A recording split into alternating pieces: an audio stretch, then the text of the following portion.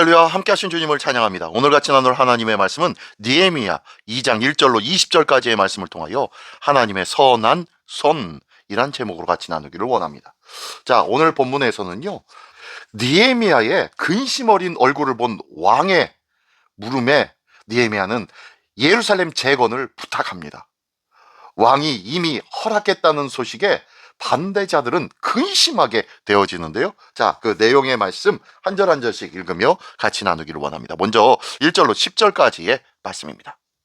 아닥사스다 왕 제20년 니산월에 왕 앞에 포도주가 있기로 내가 그 포도주를 왕에게 드렸는데 이전에는 내가 왕 앞에서 수심이 없었더니 왕이 내게 이르시되 네가 병이었건을 어찌하여 얼굴에 수심이 있느냐? 이는 필연 네 마음에 근심이 있음이로다 하더라. 그때 내가 크게 두려워하여 왕께 대답하되 왕은 만세수를 하옵소서. 내 조상의 묘실이 있는 성읍이 이제까지 황폐하고 성문이 불탔사오니 내가 어찌 얼굴에 수심이 없사오리까 하니 왕이 내게 이르시되 그러면 네가 무엇을 원하느냐 하시기로 내가 곧 하늘의 하나님께 묵도하고 왕에게 아뢰되 왕이 만일 좋게 여기시고 종이 왕의 목전에서 은혜를 얻었사오면 나를 유다 땅 나의 조상들의 묘실이 있는 성읍에 보내어 그 성을 건축하게 하옵소서 하였는데 그때에 왕후도 왕 곁에 앉아 있었더라.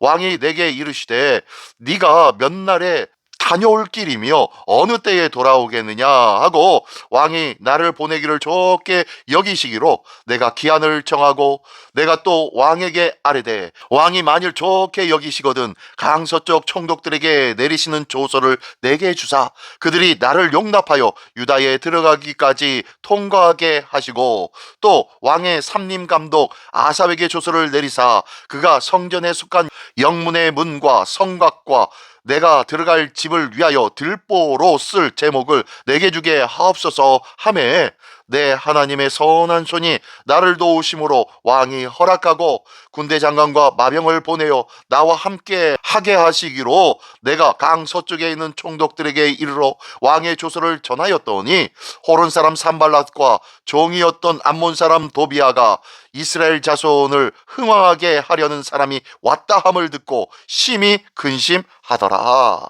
아멘. 아멘. 네, 첫 번째 단락은요, 왕의 은혜를 얻어서 도움을 받는 느헤미야의 모습이 나오고 있습니다. 왕의 술관원이었던 느헤미야는 넉 달 동안 기도한 후에 왕 앞에서 슬픈 얼굴이 보여진 것입니다. 왕이 그 이유를 묻자 느헤미야는 죽음을 각오하고 무너진 예루살렘 성전의 사정을 아뢰었죠. 그러자 왕이 무엇을 원하느냐고 묻습니다. 느헤미야는 곧바로 하나님 앞에 묵상한 후에 돌아갈 기간과 왕의 편지 그리고 성벽 고칠 재료 등을 구체적으로 청하였습니다.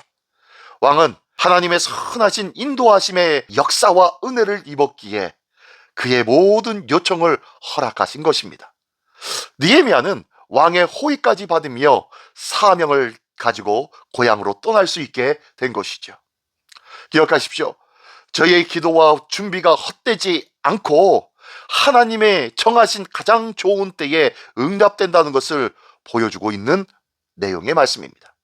또한 저희가 가진 직업이나 나의 삶의 위치가 하나님께서 사용하시는 귀한 도구가 될 수 있음을 깨닫게 해주고 있습니다. 우리도 하나님의 일들을 위해 기도할 때에 막연하게 빌기보다는 기간, 방법, 필요한 것들을 이왕이면 구체적으로 정하고 구해야 할 줄 믿습니다. 그럴 때 하나님께서는 이와 합당하게 아니면 그보다 더 좋은 결과들을 우리에게 허락하여 주실 줄 믿습니다.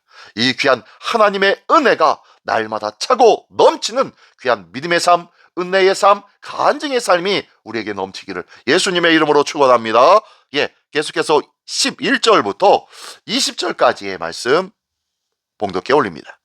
내가 예루살렘에 이르러 부른 지 사흘 만에 내 하나님께서 예루살렘을 위해 무엇을 할 것인지 내 마음에 주신 것을 내가 아무에게도 말하지 아니하고 밤에 일어나 몇몇 사람과 함께 나갈새 내가 탄 짐승 외에는 다른 짐승이 없더라. 그 밤에 골짜기 문으로 나가서 용정으로 분문에 이르는 동안에 보니 예루살렘 성벽이 다 무너졌고 성문은 불탔더라. 앞으로 나아가 샘문과 왕의 못에 이르러서는 탄 짐승이 지나갈 곳이 없는지라. 그 밤에 시내를 따라 올라가서 성벽을 살펴본 후에 돌아서 골짜기 문으로 들어와 돌아왔으나 방백들은 내가 어디 갔었는지 무엇을 하였는지 알지 못하였고, 나도 그 일을 유다 사람들에게나 제사장들에게나 귀족들에게나 방백들에게나 그 외에 일하는 자들에게 알리지 아니하다가 후에 그들에게 이르기를, 우리가 당한 곤경은 너희도 보고 있는 바라. 예루살렘이 황폐하고 성문이 불탔으니 자, 예루살렘 성을 건축하여 다시 수치를 당하지 말자 하고, 또 그들에게 하나님의 선한 손이 나를 도우신 일과 왕이 내게 이른 말씀을 전하였더니 그들의 말이 일어나 건축하자 하고 모두 힘을 내어 이 선한 일을 하려 하매, 호른 사람 산발락과 종이었던 암몬 사람 도비아와 아라비아 사람 게셈이 이 말을 듣고 우리를 업신여기고 우리를 비웃어 이르되, 너희가 하는 일이 무엇이냐?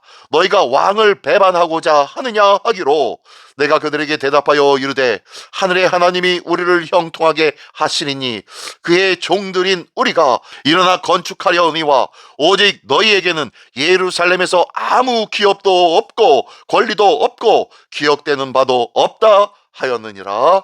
아멘. 아멘. 네, 두 번째 단락에서는요, 현장을 둘러보고 다 함께 결심하고 결단하는 모습이 나오고 있습니다. 이 예루살렘에 도착한 느헤미야는 며칠 쉰 후에 밤에 아무도 모르게 몇 사람만 데리고 성벽 전체를 둘러보았습니다. 무너진 곳을 꼼꼼히 두 눈으로 확인하게 되어진 것이죠. 이런 조사를 마친 느헤미야는 아무에게도 이야기하지 않다가 지도자들을 모아 자신이 받은 왕의 허락과 하나님의 도우심을 선포했습니다. 이 말을 들은 지도자들과 백성들은, 그렇다면 우리 모두 일어나서 다시 성벽을 고쳐야 됩니다 라고 한마음으로 결심하게 된 것이죠. 이에 대하여서 대적들은 비웃으며 방해를 하나요? 느헤미야는 하늘의 하나님이 우리를 잘되게 해주실 것이다 라면서 단호하게 외쳐 물리친 것입니다. 그렇습니다. 큰 일을 시작할 때는 단순히 마음만 앞설 것이 아닙니다. 느헤미야처럼 현실의 정황들을 정확하게 파악하고 치밀하게 준비해야 할 것이 필요합니다. 또한 우리가 하나님을 위해 바르게 일할 때에 반드시 방해한 사람은 나타날 수 있습니다. 하지만 하나님의 은혜와 역사를 믿고 담대히 맞서야 함 또한 가르쳐주는 내용의 말씀입니다. 가정이나 교회에서 새로운 일을 시작하기 전에 우리가 감정적인 열정보다는 차분히 정확하게 계획을 세우고 준비한 후에 시작해야 할 줄 믿습니다. 주변에 비난이나 조롱이 있을 수도 있습니다. 그러나 흔들리지 않고 하나님께서 약속하신 그 약속만 믿고 믿음으로 나아가는 그러한 모습이 있을 때 우리의 삶은 달라지며 하나님은 이것을 통하여 역사하신다는 것을 믿으시기 바랍니다. 이에 대하여 우리는 늘 주님 앞에 구해야 되겠죠. 주님, 이 상황과 형편을 이길 수 있는 지혜와 용기를 주옵소서 라고요. 그렇습니다. 오늘도 우리에게 맡겨주신 일들을 다시 한번 기억하기를 원합니다. 나의 직책, 나의 사회적인 위치, 그리고 나의 사회적인 관계망들, 이런 것들은요 결코 헛된 것이 아니라 하나님의 사명을 위한 거룩한 준비된 통로라는 것을 기억하십시오.